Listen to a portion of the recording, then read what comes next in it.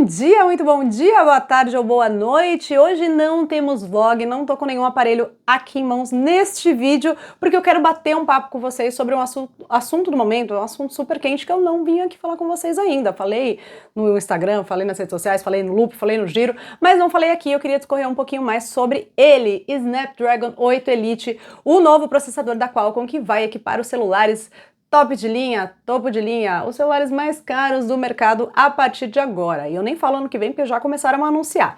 Inclusive, eu lembrei de trazer esse tema porque eu já coloquei as mãos em um modelo equipado com ele, um modelo real que vai ser vendido, tá? Inclusive aqui no Brasil, que é o Realme GT7 Pro. A Realme me deu essa moral, me emprestou ele aí antes do anúncio oficial, mas enfim, esse assunto é para outro vídeo. Eu queria falar um pouco sobre o processador. O que raios ele vai mudar na sua vida? Na sua vida provavelmente nada, mas talvez vai mudar no próximo celular que você pode vir a comprar caso você invista em flagships. Então se ajeita aí, pega a sua xicrinha, bora bater um papo. Eu falei, bora girar e bora papear. E se inscreve no canal se você não é inscrito ainda, dá essa moral pra gente. Explicando de um jeito bem rapidinho, a fabricante do processador, que nesse caso é a Qualcomm, vai criar o hardware, o seu chip, e oferecer para as fabricantes, que aí a gente fala Samsung, Xiaomi, Realme, enfim.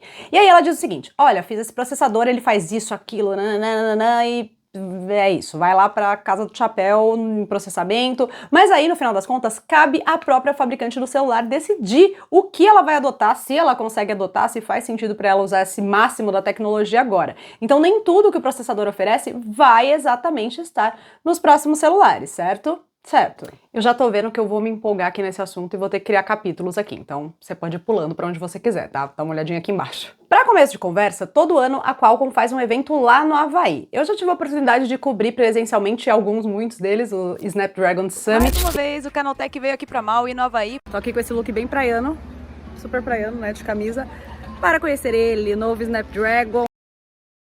Enfim, mas esse ano eu não fui pra lá, o que é uma pena, pois adoro tirar dúvidas diretamente com a fonte, mas enfim, analisei todo o material que eles me passaram também em primeira mão, a documentação técnica do chip, assisti às conferências remotamente aqui que eles transmitiram também, e aí eu tenho alguns pontos importantes. Tá todo mundo falando aí sobre como o Snapdragon 8 Elite é o processador móvel mais rápido do planeta, pelo menos até agora, né? Sobre como ele teve uma melhoria de 45% na CPU em relação ao Snapdragon anterior, que era o 8 Gen 3, tem o clock altíssimo, etc, etc, etc. Mas vamos começar pelo começo. Por que raios mudou de nome de novo, dona Qualcomm? Mas a própria Qualcomm explicou isso no material, tá? A gente estava acostumado ali com o Snapdragon 8 Gen tal, que estava no 3, a gente esperava o 4, aí agora mudou. Mas, como a própria Qualcomm explica, o nome Elite agora vai levar o que a empresa faz de melhor, o que ela tem de melhor para oferecer no mercado.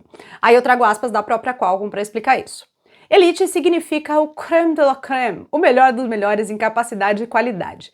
É uma promessa de que nossos processadores de primeira linha não apenas atendem, mas excedem as expectativas. O nome representa o auge das plataformas Snapdragon de última geração, um símbolo de desempenho e inovação premium. Inclusive, nesse mesmo evento agora do Snapdragon 8 Elite, a Qualcomm também anunciou o Snapdragon Clock Pitch Elite e Snapdragon Ride Elite, que são voltados para carros, porque sim, se você não sabe, ela faz chip para carro, para fone de ouvido, para óculos, o Ray-Ban Meta tem chip da Qualcomm, enfim, um mercado bem vasto.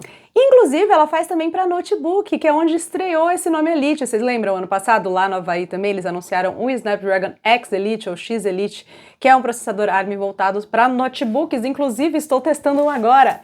Esse Lenovo Yoga 7X aqui, ó, tem um Snapdragon X Elite embarcado, mas enfim, outro assunto, já deixo suas dúvidas sobre ele também. Belíssimo esse modelo, inclusive.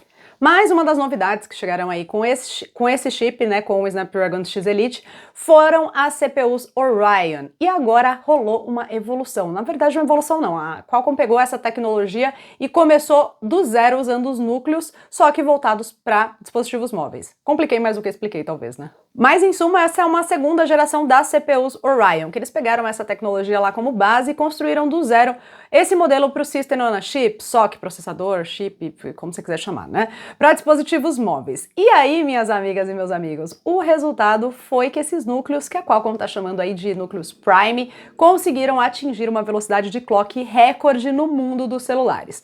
Tô falando aí de papo de 4,32 GHz. E aí, traduzindo um pouquinho, isso significa que a CPU de um celular vai executar até 4,32 bilhões de ciclos por segundo.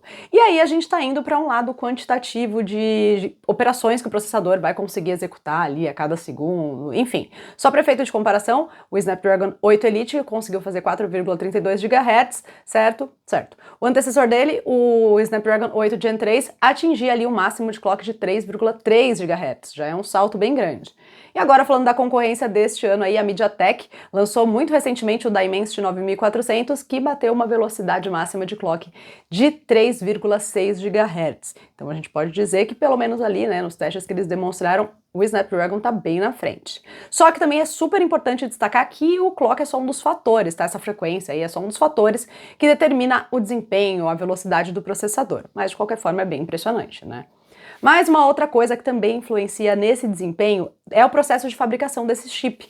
Nesse caso, a Qualcomm optou por 3 nanômetros. Anteriormente, ela usava 4 nanômetros nessa litografia, né? Isso significa que a gente tem mais transistores em um espaço minúsculo. E eu peguei aqui, ó, um caminho, uma curva, fui para a parte técnica e falei que não ia falar nada disso. Mas acho que deu para entender, né? Pelo menos a parte básica. Mas vamos lá. Quero simplificar e falar o que esses novos celulares equipados com o Snapdragon 8 Elite vão poder oferecer de fato. Começando por experiência de jogos. Quando a gente fala aí de jogo mobile, um jogo mais parrudo, um AAA, por exemplo, a gente também fala de torar o processador, né? De consumir ali uma série de recursos de processamento adoidado para ele conseguir renderizar tudo que tiver, enfim. A Qualcomm tá prometendo que isso não vai ser um problema, não vai ter lag, ele vai conseguir renderizar tudo em todo lugar ao mesmo tempo, na santa paz e, muito importante, sem esquentar. E é isso que muita gente tá duvidando, mas vamos colocar à prova, inclusive vamos testar no Realme GT 7 Pro. Outro ponto é uma economia de energia maior, ou seja, mais bateria. A bateria vai durar mais por conta do aumento da eficiência da taxa de energia na GPU do Snapdragon 8 Elite. A GPU teve um aumento bem interessante, mas não me parece ser o grande ponto forte aqui. É, claro, uma melhoria, mas ainda não bateu nenhum recorde, já que a gente está olhando só os dados do papel, né? E aí eu vou até dar uma olhada aqui, ó, no tabelão de especificações do processador, porque tem muita coisa ainda. Tipo na parte da câmera, vai dar para fazer fotos de 320 megapixels, antes eram só 200 megapixels, para quem não lembra, tá? Vídeo em câmera lenta a 1080p, de 1080p a 480 frames por segundo, e ele diz que reproduz 8K 60 frames por segundo, ele não captura essa qualidade, e o Dimensity 9400 da MediaTek captura nessa qualidade. Vamos usar efetivamente? Quem aí vai captar? Imagina, gente, vídeo em 8K 60 FPS. Acabou, né? Memória foi com Deus. Mas enfim. Ele vai conseguir fazer gravação simultânea de 3 câmeras de 48 megapixels de uma vez só, sabe usar as câmeras ao mesmo tempo. Passando para a tela, a gente tem taxa de atualização variável de 1 até 240 Hz. E aí, claro que temos muita inteligência artificial. A NPU também foi atualizada e está 45% melhor. Aliás, 45% é um número que foi muito usado, mas enfim. O chip vai poder processar e entender ali texto, voz, imagem, no que a gente chama de multimodal, né? E até o que está sendo capturado pela câmera em tempo real vai conseguir utilizar a inteligência artificial, que é bem legal. E aí você vai conseguir fazer uma reiluminação em tempo real, de acordo com a Qualcomm, lembrando que é o que ela vai oferecer e as empresas vão ou não colocar no celular, tá?